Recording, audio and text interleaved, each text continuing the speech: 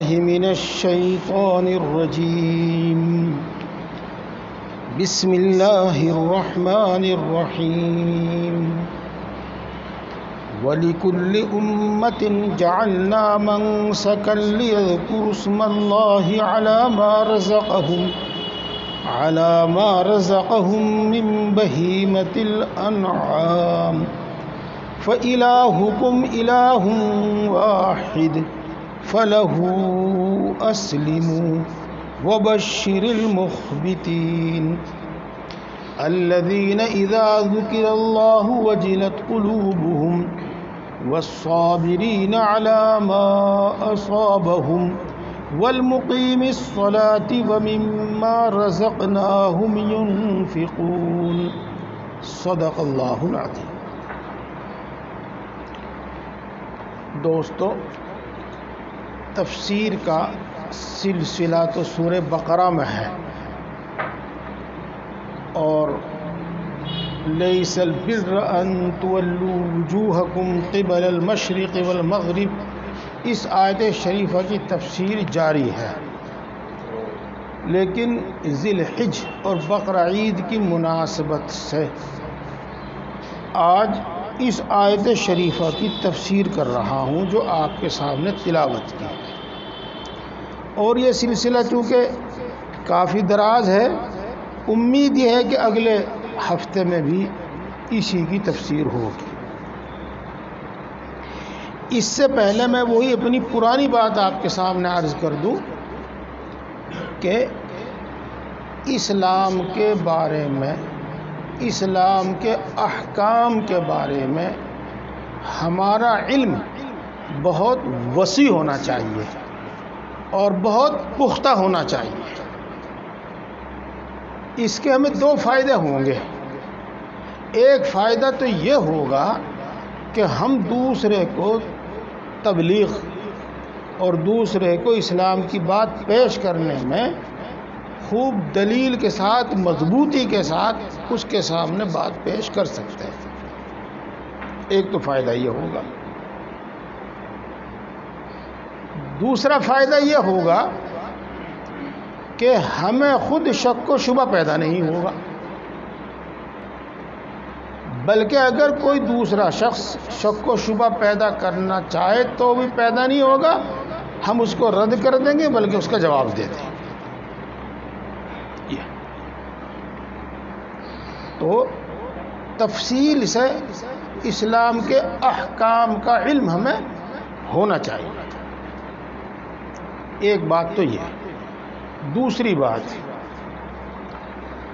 طرح طرح سے ہمارے دلوں میں شکوک و شبہات پیدا کیے جاتے ہیں، اور یہ اس زمانے ہی میں نہیں بلکہ رسول اللہ صلی اللہ علیہ وسلم کے زمانے میں بھی کیا جاتا تھا، اور اس زمانے میں اور خاص طور سے اب ہمارے ہندوستان میں تو یہ بات اپنے عروج پر ہے. جو چاہتا ہے مسلمانوں کے بارے میں جو کچھ کہہ دے، کوئی اس کو روک ٹوک کرنے والا نہیں. اسلام کے بارے میں جو چاہے کہہ دے، کوئی روک ٹوک کرنے والا نہیں. اس کا ایک نقصان یہ ہوتا ہے کہ خود ہمارے دلوں میں، مسلمانوں کے دلوں میں شکوک و شبہات پیدا ہو جاتے ہیں یا ہو سکتے ہیں. ہر سال یوں سمجھ لو آپ، سال کے 365 دن ہیں، ہر دن نہ معلوم کتنے جانور کٹتے ہیں، ذبح ہوتے ہیں، اور مسلمانوں ہی کے ہاں نہیں، غیروں کے ہاں بھی کٹتے ہیں، اور کھانے کے واسطے نہیں بلکہ فیکٹریوں میں بڑی تجارت کے واسطے ہزاروں ہزار جانور روز کٹتے ہیں. لیکن کوئی نہیں بولتا، سب خاموش. اور بقرہ عید کا وقت آیا تو کہیں وزیر اعظم کے پاس درخواست جاوے گی، کہیں عدالت میں جاوے گی کہ جانوروں پر ظلم ہے، اس کو روکا جاوے، وغیرہ وغیرہ.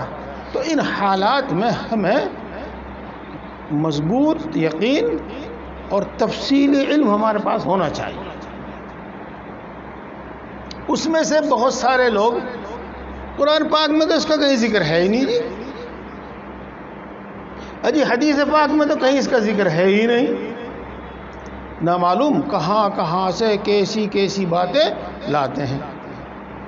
تو میں آپ کو اس آیت شریفہ کی تفسیر کر کے یہ بتلانا چاہتا ہوں کہ پہلے تو قرآن پاک میں سن لو اس کو، اور امام صاحب سے گزارش کروں گا کہ آپ حیات المسلمین سنا رہے ہیں، آپ نے وہ سبق سنایا ہو یا نہ سنایا ہو دوبارہ پھر سنا دیں اس کو۔ قربانی کا بیان جو ہے حیات المسلمین میں، اس میں چونکہ حدیثیں بیان کی گئی ہیں، تو آپ کو یہ بھی معلوم ہو جائے گا کہ حدیثوں میں کس تفصیل سے اس کا ذکر موجود ہے، اور تفسیر سن کے یہ بھی معلوم ہو جائے گا کہ قرآن پاک میں بھی اس کا ذکر ہے۔ جی، قرآن پاک میں جس کو ہم بقر عید کہتے ہیں یا عید الاضحیٰ کہتے ہیں، قربانی کہتے ہیں، اس کا تو صاف صاف ذکر اسی آیت شریفہ میں ہے۔ البتہ اس سے پہلے ذکر ہے وہ حج کے زمانے میں قربانی کا ذکر ہے، اس سے پہلی آیتوں میں، اور حضرت اسماعیل اور حضرت ابراہیم علیہ السلام کا قصہ جو بیان کیا گیا ہے اس میں بھی اس کا ذکر ہے، وَفَدَيْنَاهُ بِذِبْحٍ عَظِيمٍ، کہ حضرت اسماعیل علیہ السلام کے بدلے میں ہم نے ان کو دوسرا ایک بڑا قربانی کا جانور دیا۔ تو قرآن پاک میں ان کا ذکر موجود ہے، سنیے۔ اور ہم نے ہر امت کے واسطے قربانی کرنا مقرر کیا ہے، وَلِكُلِّ أُمَّةٍ جَعَلْنَا مَنْسَكًا، ہر امت کے واسطے قربانی کرنا متعین کیا ہے۔ سادے الفاظ میں اس طرح سنیے آپ، حضرت آدم علیہ السلام سے لے کر پہلے نبی سے لے کر اور آخری نبی حضرت محمد مصطفیٰ صلی اللہ علیہ وسلم، ہر نبی کی امت میں، ہر نبی کے دین میں قربانی تھی، یہ سمجھ لیں۔ ہاں، اس کی شکل الگ الگ ہو سکتی ہے، اس کی عملی ادائیگی کی صورت الگ الگ ہو سکتی ہے، لیکن سب میں قربانی تھی۔ جیسا کہ آپ نے حضرت آدم علیہ السلام کے 2 بیٹوں کا ذکر سنا ہوگا، جب ان میں ایک اختلاف ہوا، میں اس واقعے کو ذکر نہیں کرتا، بات لمبی ہو جاتی ہے، اگر آپ نے سن رکھا ہو تو ٹھیک ہے، یاد آ گیا ہو تو ٹھیک ہے، نہیں۔ حضرت آدم علیہ السلام کے یہاں 2 اولاد، ایک لڑکا ایک لڑکی، ایک ہی پیٹ سے پیدا ہوا کرتے تھے۔ یہ جب بھی اولاد پیدا ہو رہی تھی تو 2 پیدا ہو رہے تھے، ایک لڑکا اور ایک لڑکی۔ اور اس زمانے میں چونکہ ان کے علاوہ اور کوئی انسان موجود نہیں تھے، تو اللہ کے تبارک و تعالیٰ کا حکم یہ تھا کہ اس پیٹ سے جو لڑکا پیدا ہوا اس کا نکاح کر دیا جاوے، اس پیٹ سے جو لڑکی پیدا ہوئی اس سے، اور اس پیٹ سے جو لڑکا پیدا ہوا اس کا نکاح کر دیا جاوے اس لڑکی سے جو اس پیٹ سے پیدا ہوئی۔ سمجھ گئے ہوں گے شاید بات، اس طرح سے قصہ تھا۔ تو اسی طرح ایک حابیل تھا، ایک قابیل تھا۔ جو قابیل تھا اس کے ساتھ جو لڑکی پیدا ہوئی تھی وہ زیادہ خوبصورت تھی، حابیل جو تھا اس کے ساتھ جو لڑکی پیدا ہوئی تھی وہ اتنی خوبصورت نہیں تھی۔ تو حضرت آدم علیہ السلام تو اللہ کے مقرر کیے ہوئے اصول کے مطابق قابیل کی بہن سے حابیل کا اور حابیل کی بہن سے قابیل کا نکاح کرنا چاہتے تھے، لیکن یہ قابیل اس پر بضد تھا کہ میں تو اپنی ہی بہن سے کروں گا، یہ خوبصورت ہے، اور حابیل کی جو بہن ہے اس سے نہیں کروں گا، وہ خوبصورت نہیں ہے، وہ اس پر بضد تھا۔ اور حضرت آدم علیہ السلام ان کو اللہ کا حکم سناتے اور وہ قابیل نہیں مانتا تھا۔ جب بات شروع ہو گئی تو میں آپ کو بتا دوں گا، ہاں دیکھو اولاد سے محبت تو فطری طور پر ہوتی ہے، لیکن اتنی محبت اولاد سے نہیں ہونی چاہیے کہ آدمی گل پنگھل جاوے اور آدمی اللہ کے حکام کو توڑنے لگے۔ حضرت آدم علیہ السلام کی اولاد ان کے سامنے نافرمانی کر رہی تھی۔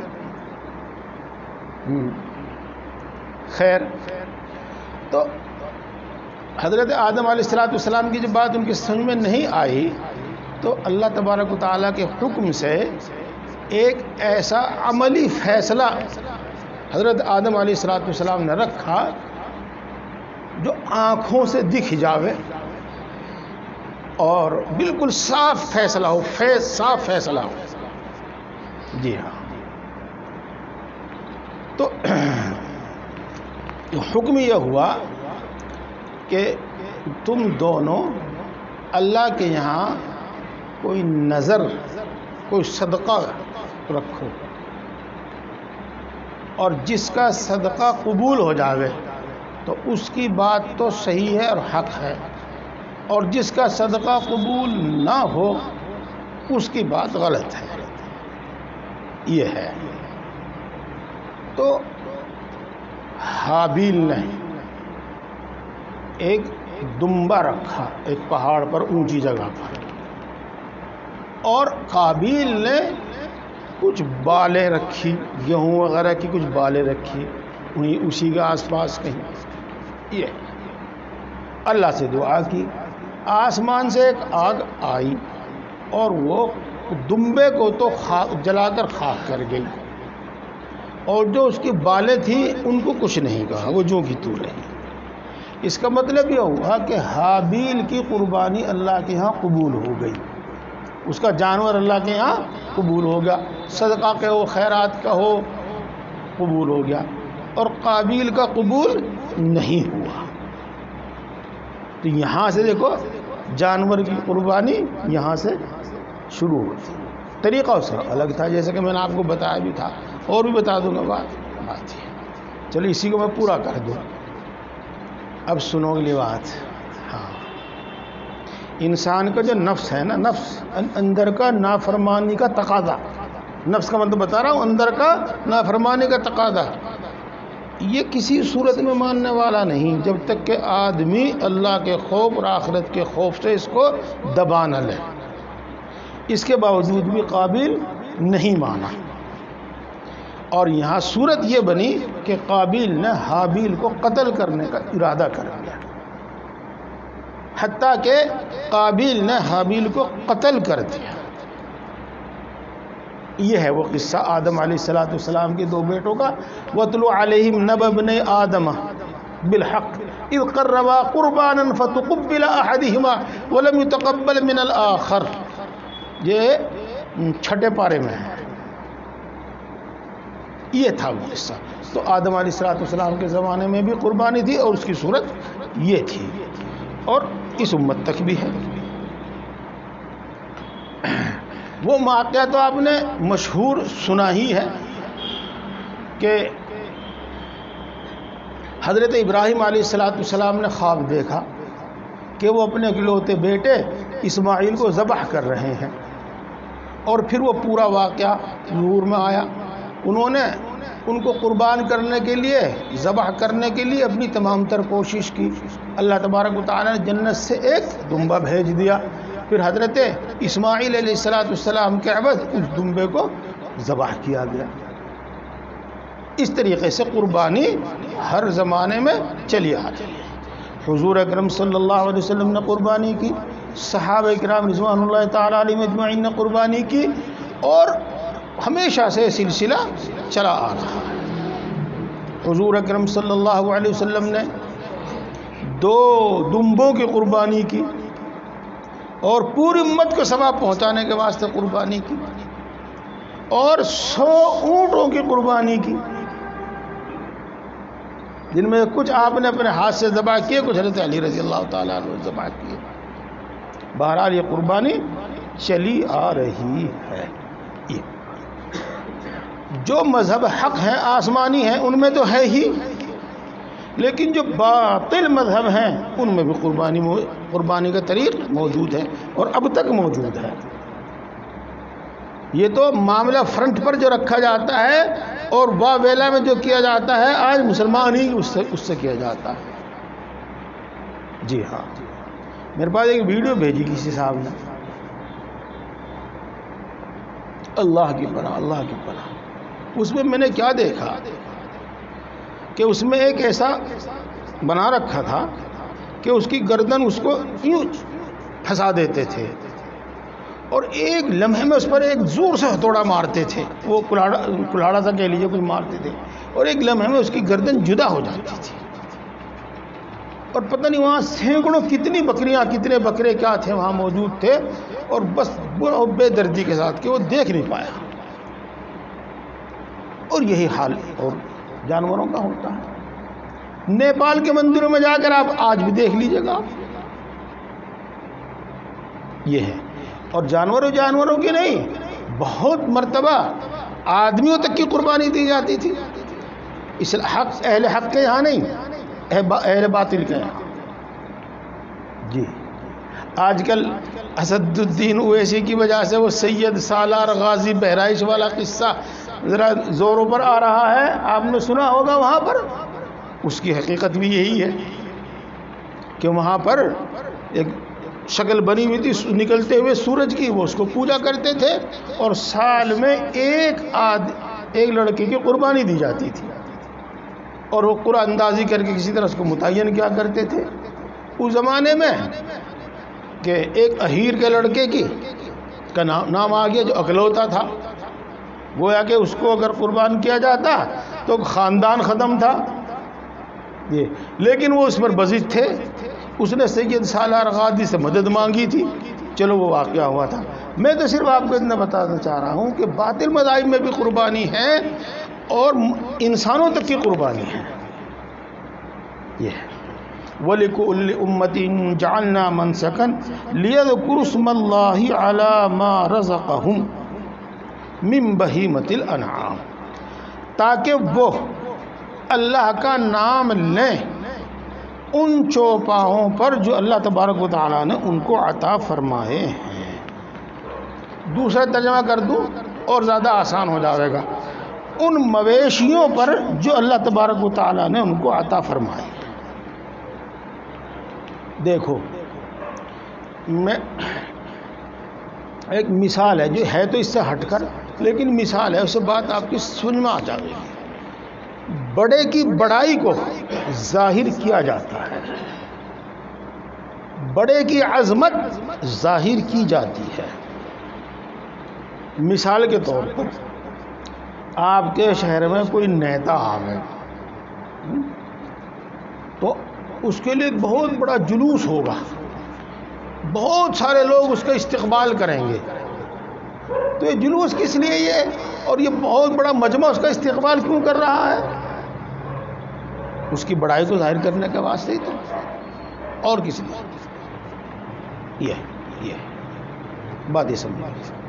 تو اللہ تبارک و تعالیٰ کی عظمت ظاہر کی جائے گی، اللہ تبارک و تعالیٰ کی عظمت اور بڑائی بیان کی جائے گی، اور اللہ تبارک و تعالیٰ کی عظمت اور بڑائی کے اظہار کا ایک طریقہ یہ ہے کہ اس کے نام پر جانور قربان کیا جائے، اس کے نام پر جانور قربان کیا جائے، اس کے نام پر جانور ذبح کیا جائے۔ یہی مطلب ہے تاکہ تم اللہ کا نام لو ان مویشیوں پر جو اللہ تبارک و تعالیٰ نے تم کو عطا فرمائے ہیں۔ بات تو لمبی ہو گئی، لیکن مختصر لفظوں میں جانور کی قربانی کی جاتی ہے اللہ تبارک و تعالیٰ کی عظمت کو ظاہر کرنے کے واسطے، اللہ تبارک و تعالیٰ کی بڑائی کو ظاہر کرنے کے واسطے۔ یہ مطلب ہوگا جی اس کا۔ مویشیوں پر دیکھو، اور وہ ایک تو سمجھ لو آپ گائے بچڑا،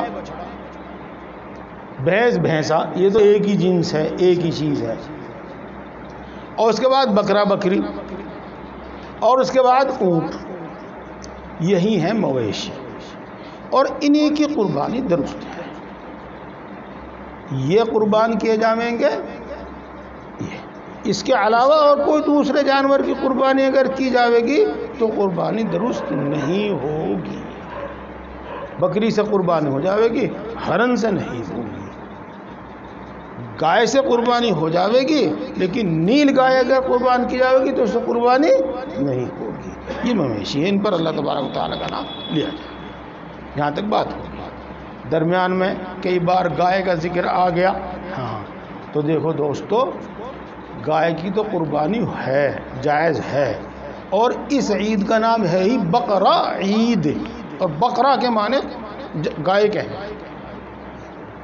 اچھا جی، تو اس میں تو بات، لیکن بہرحال چونکہ یہاں ہندوستان میں اس پر پابندی ہے، لہذا ہمیں اس کی پابندی کا لحاظ کرتے ہوئے اس کی قربانی نہیں کرنی چاہیے، اور جو دوسرے متبادل موجود ہیں ان کی قربانی کر لینی چاہیے۔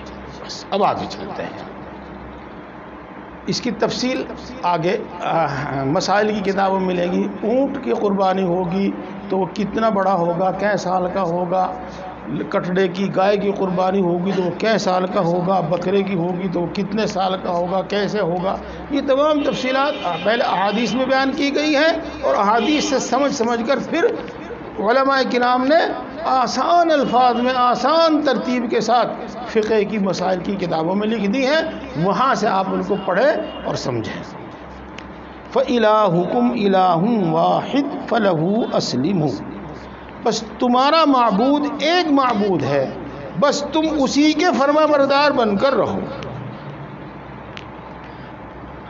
میں نے ابھی عرض کیا، پہلے نبی حضرت آدم علیہ السلام سے لے کر اور آخری نبی حضرت محمد مصطفیٰ صلی اللہ علیہ وسلم، ہر نبی کی امت میں قربانی تھی، یہ بات آپ کو بتائی تھی۔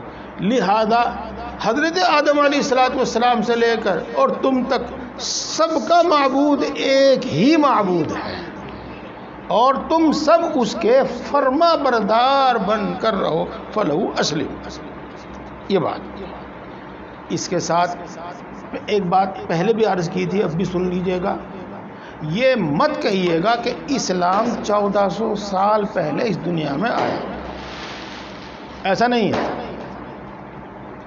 حضرت آدم علیہ السلام سے ہی آج تک اسلام موجود ہے۔ تمام انبیاء کرام علیہ السلام کا دین ایک ہی دین تھا۔ جہاں تک ہے تعلق ایمان کا، اس میں تو اتنا بھی فرق نہیں ہے۔ حضرت آدم علیہ السلام کے لیے جن جن چیزوں پر ایمان لانا ضروری تھا، حضرت محمد مصطفیٰ صلی اللہ علیہ وسلم پر بھی ان تمام چیزوں پر ایمان لانا، اور جن تمام چیزوں پر حضور اکرم صلی اللہ علیہ وسلم کے لیے ایمان لانا ضروری تھا، حضرت آدم علیہ السلام کے لیے بھی ایمان۔ تو ایمان میں تو کوئی فرق نہیں ہے، احکام میں فرق ہے تھوڑا تھوڑا سا، اور یہ وقت کے اعتبار سے تھوڑی تھوڑی تبدیلی اس میں کر دی گئی۔ یاد ہوگا آپ کو بتایا تھا، روزہ سب کے لیے تھا، اس کی صورت الگ الگ ہو گئی تھی۔ زکوٰۃ صدقہ خیرات سب کے یہاں تھا، صورت الگ ہو گئی تھی، سب جگہ نہیں، بعض جگہ۔ قربانی سب کے لیے یہاں تھی، لیکن اس کی تھوڑی صورت بدل جاتی تھی۔ اس لیے کہتے ہیں کہ تمہارا معبود ایک معبود ہے، تم اسی کے فرما بردار بن کر رہو۔ وَبَشِّرِ الْمُخْبِتِينَ،